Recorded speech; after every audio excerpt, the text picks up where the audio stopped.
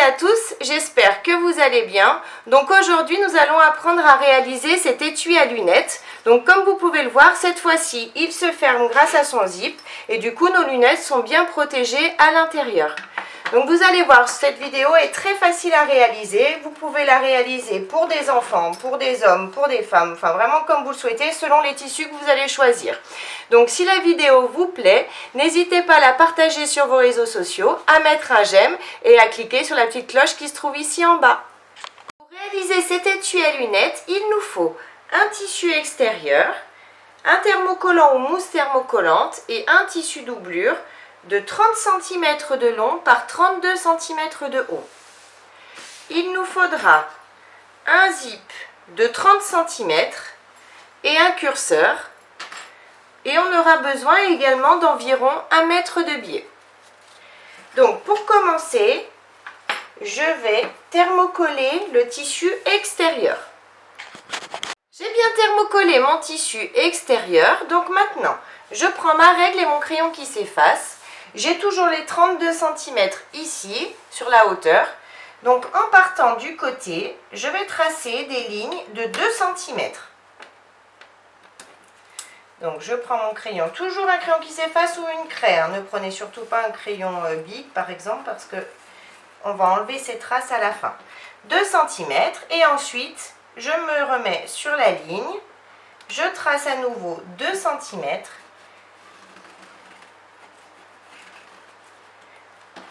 À nouveau, je repars de la dernière ligne, 2 cm. Encore une fois,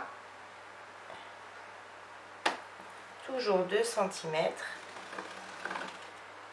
Et je trace mes lignes jusqu'au bout du tissu.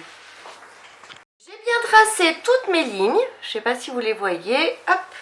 Maintenant, je vais matelasser donc mon tissu. Donc pour ça, je vais positionner en premier mon tissu, je retourne, hop, j'enlève ça, et je vais positionner mon tissu doublure derrière, c'est-à-dire envers du tissu contre l'envers du thermocollant. Je me positionne bien et je vais mettre, alors là il y a deux solutions, c'est où vous avez comme moi un spray-colle, hop, comme ça par exemple, un spray-colle, et du coup vous allez mettre votre spray là-dessus, et ensuite positionner votre tissu pour pas qu'il bouge. Si vous n'en avez pas, c'est pas grave du tout. Vous allez le positionner bien correctement au dos et vous allez mettre des petites pinces tout le tour de façon à bien, qu'il reste bien plaqué, qu'il ne bouge pas. Donc vous mettez juste vos petites pinces comme ça tout le tour de vos tissus. Donc moi je vais utiliser le spray, je vais aller dehors pour pas abîmer mon plan de travail, mais voilà, vous pouvez mettre vos pinces tout le tour. Donc j'ai bien collé mon tissu doublure derrière mon tissu extérieur. Et maintenant, je vais aller sous la machine et je vais coudre sur toutes les lignes que j'ai tracées. Ici, ici, tous les 2 cm. Je vais faire une couture en allongeant mon point à 3,5. J'ai bien matelassé mon tissu, c'est-à-dire que j'ai cousu sur toutes les lignes que j'avais tracées. Et ça donne ça au dos. Maintenant, je vais passer un petit coup de fer pour enlever les marques de crayon. Donc j'ai bien enlevé les traces de crayon. Maintenant dans ce tissu je vais découper un rectangle de 23 cm de long par 27 cm de haut. Et le surplus, on le mettra à la poubelle. C'était pour matelasser, on prend toujours, souvent un petit peu plus grand au cas où notre tissu bouge un petit peu. Donc du coup maintenant on redécoupe 23 par 27. Alors j'ai tourné mon tissu pour tracer mes 23 cm de long et 27 cm de haut. Moi je pars du bord, mais si votre tissu n'est pas droit au bord, c'est pas grave, vous prenez des mesures au milieu. Vous faites vraiment comme vous le souhaitez, du moment que vous arrivez toujours à avoir 23 cm par 27 cm.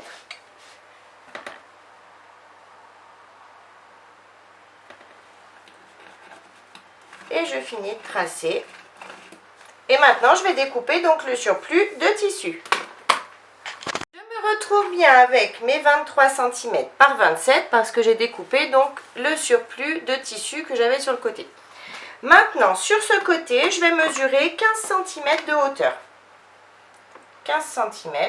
À 15 cm, je vais faire une petite marque ici. Je vais relier cette petite marque à cet angle-là.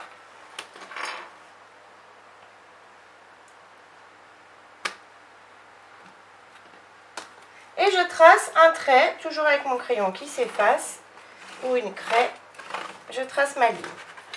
Maintenant, je vais enlever le surplus de tissu qui est ici en haut.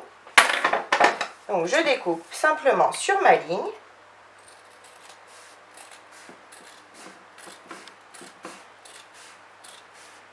Et j'enlève le surplus.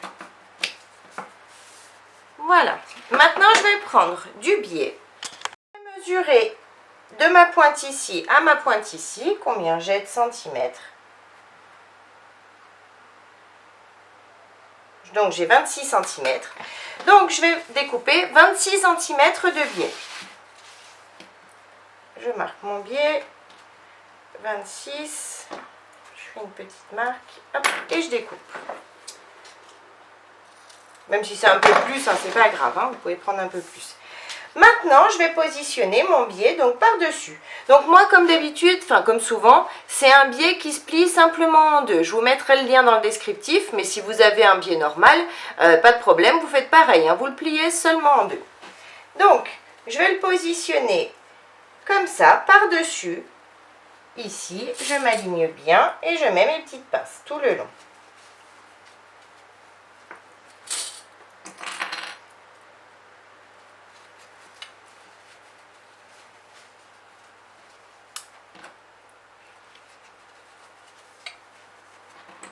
Je fais ça tout le long jusqu'à arriver à ma pointe ici.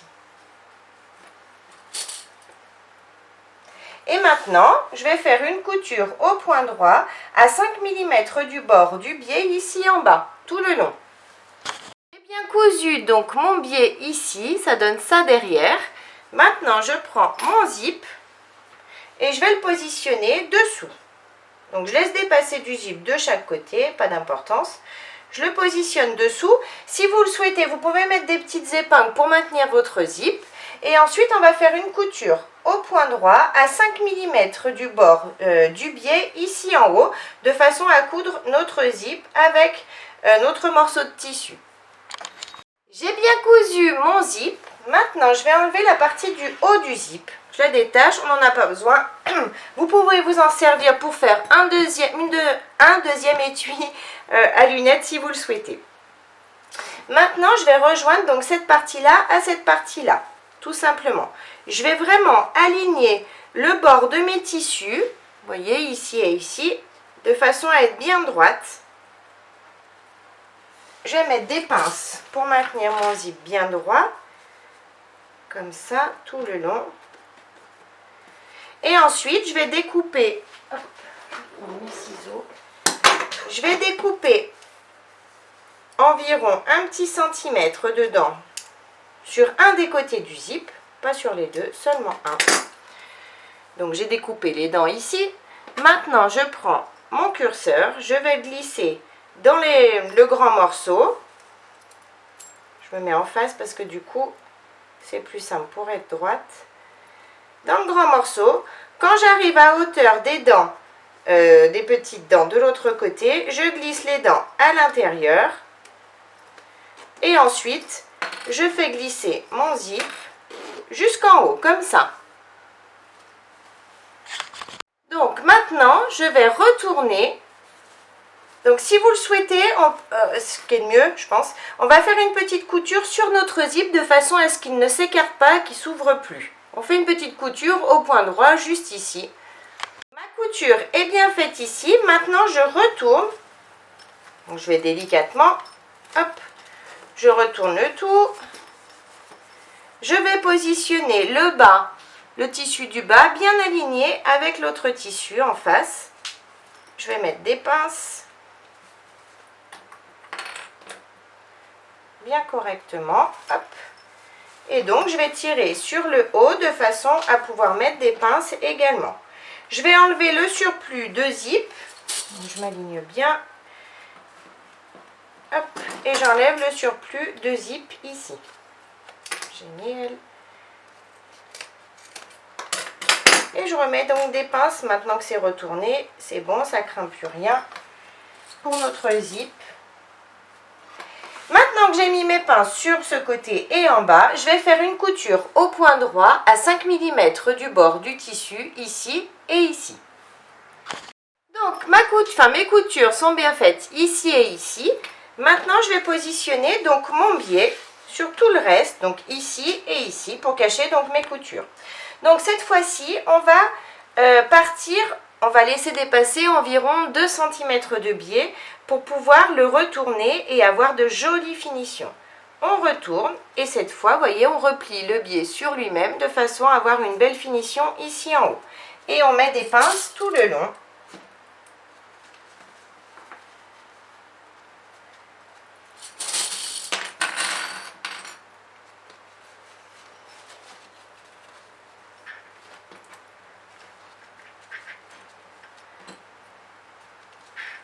Alors là, soit vous laissez vous découper ici, si vous ne voulez pas faire l'angle, vous pouvez découper, soit si vous savez faire vos angles, vous cousez vos angles. Donc là, je ne peux plus mettre de pince parce que du coup, moi, je vais coudre mon angle correctement.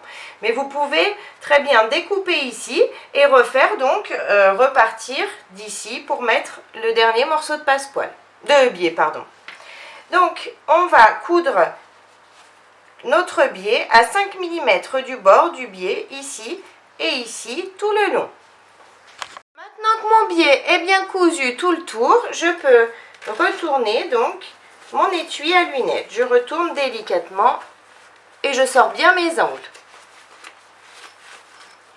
Donc j'ai bien tout retourné. Maintenant notre étui à lunettes est tout prêt. On peut bien glisser nos lunettes à l'intérieur et du coup elles sont bien protégées. Même si vous voulez les emmener par exemple à la plage, du coup maintenant le sable ne rentre plus à l'intérieur.